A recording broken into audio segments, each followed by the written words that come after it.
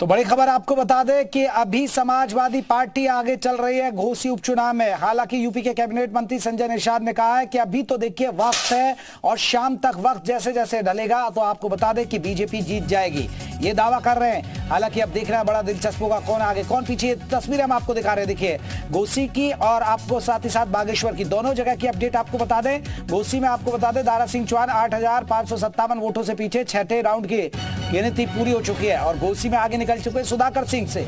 और वहीं आपको बता दें, आप देखिए पासा पलट गया है, बागेश्वर में पासा पलट गया, फिर से बीजेपी आगे आ गई है। आपको बता दें 2170 वोटों से आगे चल रही है पार्वती देवी, बागेश्वर में पीछे चल रहे हैं बसंत कुमार। ये बड़ा दिलचस्प हो रहा है, लड़ाई अगर वाकई में दिलचस्प हो रही है तो बागेश्वर में हो रही है, क्योंकि बागेश्वर में कभी पार्वती दास आगे निकल जाती है बीजेपी के उम्मीदवार, तो कभी कांग्रेस के उम्मीदवार बसंत कुमार आगे पीछे हो रहे हैं और बहुत ज्यादा अंतर से आगे पीछे नहीं है। 1000 वोट, एक बार तो ऐसी स्थिति आई 1 वोट से आगे निकल गई थी पार्वती दास, फिर उसके बाद बसंत कुमार आगे निकल गए, लेकिन उसके बाद फिर पार्वती ने बात दे दिया। तो कांटे का मुकाबला देखने को मिल रहा है बागेश्वर में, लेकिन अभी यहाँ एक तरफा मुकाबला देखने को मिल रहा है घोसी के अंदर। हालांकि अभी बहुत सारे राउंड है, क्योंकि आपको बता दें अभी छठा राउंड पूरा हुआ है घोसी के अंदर और करीब 35 राउंड बताए जा रहे हैं कि 35 राउंड तक होगी गिनती। तो 35 राउंड में अभी बहुत वक्त बदलेगा, यानी हो सकता है 3 से 4 बजे, 2 या 3 बजे तक तस्वीरें थोड़ा सा साफ हो पाए। जिस तरह संजय निषाद भी कह रहे थे कि अभी तो देखिए उनके क्षेत्र के दबदबा वाले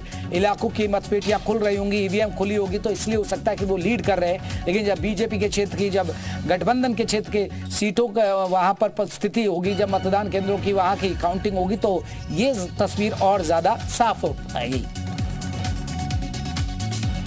तो घोसी उपचुनाव में मतगणना जारी है, कौन बाजी मारेगा, बीजेपी या समाजवादी पार्टी, साइकिल या कमल का फूल, ये देखना बड़ा दिलचस्प होगा। सबकी नजरें टिकी हुई है घोसी के घमासान पर, शब्द ताकत जो कि आपको बता दें। और सबसे बड़ी बात है कि शिवपाल यादव के आने के बाद मैनपुरी में हालांकि उपचुनाव हुआ था, उसके बाद विधानसभा का ये उपचुनाव देखने को मिल रहा है। ये भी देखना होगा क्योंकि शिवपाल यादव ने भी यहाँ पूरी ताकत लगाई थी समाजवादी पार्टी को जिताने के लिए। अखिलेश यादव ने भी यहाँ चुनावी जनसभा की। उधर आपको बता दें कि योगी सरकार के तमाम मंत्री, इसके अलावा ओपी राजभर, संजय निषाद, इसके अलावा सरकार के जो तमाम मंत्री थे, खुद सीएम योगी की 2 सितंबर को यहाँ पर रैली भी हुई थी और इससे पहले अखिलेश यादव ने भी यहाँ चुनावी जनसभा को संबोधित किया था।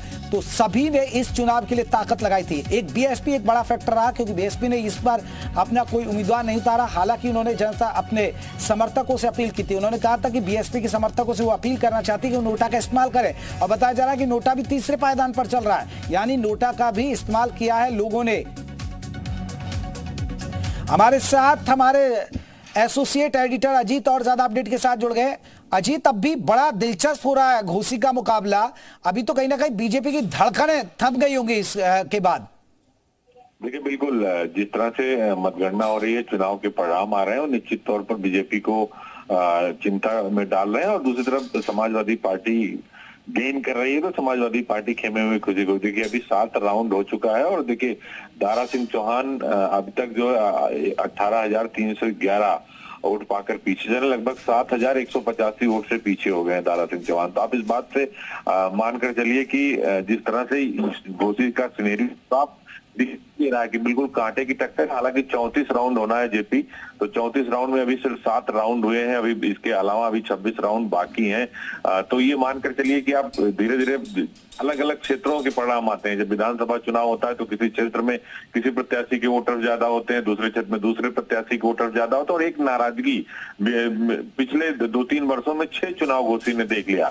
एक बार चुनाव जीते, फिर दूसरे दल से जीते, फिर निकाय चुनाव हुआ, फिर लोकसभा हुआ, फिर विधानसभा हुआ, फिर अब ये चुनाव हो रहा है। तो निश्चित तौर पर जनता लगातार लाइन में खड़ी हो रही, तो वो लोकल लेवल पर जो नाराजगी है वो कहीं ना कहीं जो मत निकल कर आ रहे हैं उसमें देखने को मिल रहा है। दूसरी बात, दारा सिंह चौहान चूंकि चौहान नेता है, अगर जब चौहानों की बात होती है तो भले ही फागू चौहान और राज्यपाल हैं वहीं मऊ के रहने वाले, लेकिन उसमें कहीं ना कहीं दारा सिंह चौहान का नाम बड़े चौहान नेता के रूप में लिया जाता है। तो बीजेपी शीर्ष नेतृत्व को लगता है कि चौहान हमारे पास है, ओम प्रकाश राजभर हमारे पास है, संजय निषाद हमारे पास है, अनुप्रिया पटेल हमारे पास, तो जो 2024 का जो चुनाव है उसको लेकर ये पूरा एक्सपेरिमेंट था, इसलिए दारा सिंह चौहान को शामिल कराया गया।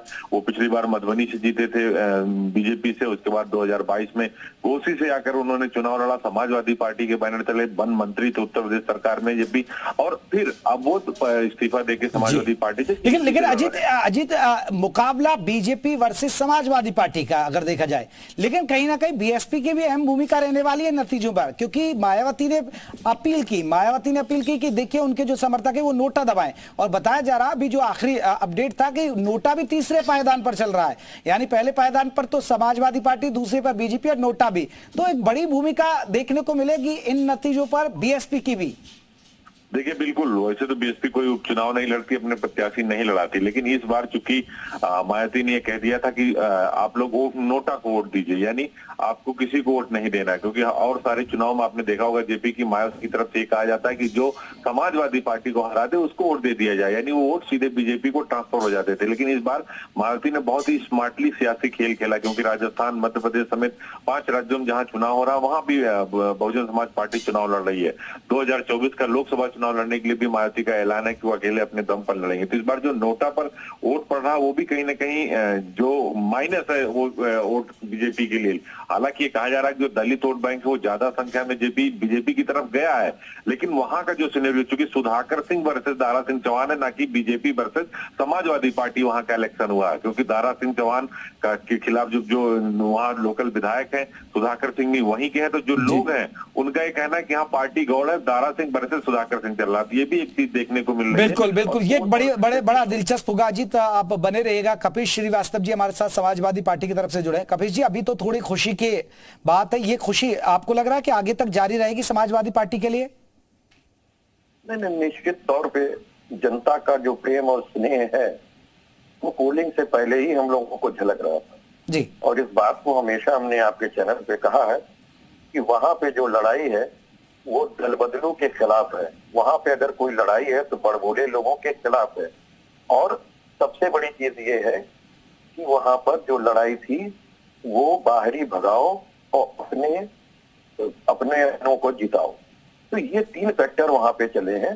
साथ ही साथ जो इंडिया गठबंधन के सारे दलों ने एकजुटता दिखाते हुए चुनाव प्रचार और प्रसार और मेहनत की है, ये उसका असर दिख रहा है। और निश्चित तौर पे ये इलेक्शन निश्चित तौर पे मैं कह सकता हूँ। कपिल जी, ये तो आपने जीत के, अगर आप जीतते हैं तो उसके असर बताए कि जीत का वजह बताई, मगर हार गए तो उसकी वजह भी बता पाएंगे क्या? हारने का प्रश्न ही नहीं पैदा होता है। अच्छा, हारने का प्रश्न होता है। हमने तो बहुत पहले ही इस बात को कह दिया था कि आने वाले समय में जब आप पूरी की पूरी काउंटिंग होने दें, ये मत कम से कम 40 से 50 हजार के बीच का डिफरेंस होने जा रहा है।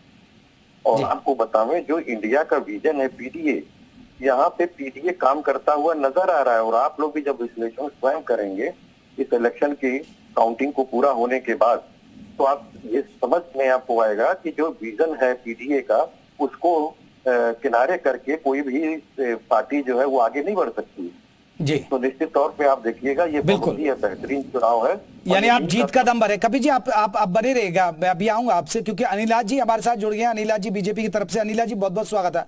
अनिला जी, अभी तो टेंशन है बीजेपी वालों के लिए, क्योंकि अभी घोसी में आप पीछे चल रहे हैं और करीब 8000 वोटों से पीछे चल रहे हैं दारा सिंह चौहान।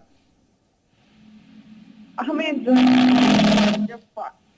मेरी आवाज जी आ रही है जी। थोड़ा इको कर रही है आपकी आवाज अनिला जी। अनिला जी, आप सुन पा रही हैं मुझे?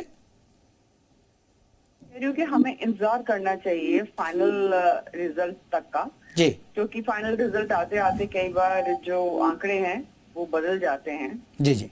तो अभी कुछ भी भारतीय जनता पार्टी को शोक मनाने का या समाजवादी पार्टी को सेलिब्रेट करने का, ये जो भी मौका ढूंढना चाह रहे हैं, अभी थोड़ा सा थम जाना चाहिए, रिजल्ट पूरा आ जाए। नहीं बिल्कुल, देखिए ये होता है, उतार चढ़ाव होते हैं, लेकिन कपिश जी कह रहे हैं कि ये अंतर बहुत बढ़ेगा। ये तो अभी 8-10 हजार दिखाई दे रहा है, वो कह रहे हैं कि 42 से लेकर 50 हजार तक जाने वाला ये अंतर। समाजवादी पार्टी 42 से 50 हजार तक जीत सकती है। अब ये उनका अति उत्साह बोल रहा है, तो इसलिए मैं हमेशा कहती हूँ कि ना तो अति उत्साह जो होता है वो कोई बहुत अच्छी चीज नहीं होती है, इतना अति उत्साह ठीक नहीं है। और अगर आप जीतेंगे तो हम बिल्कुल आपको शुभकामनाएं देंगे। जनता तय करती कि कौन जीतेगा कौन हारेगा। कपिल जी, अभी जल्दबाजी में खुशी ना मनाएं, अनिला जी कह रही है, अभी वेट करिए। हम लोग खुशी कहाँ मना रहे हैं? हम लोग को पहले भी पता था कि रिजल्ट क्या आने वाला, क्या हम लोग आपको खुशी मनाते हुए नजर आए? इसमें कौन सी बड़ी बात है? 2, 2.5, 3 महीने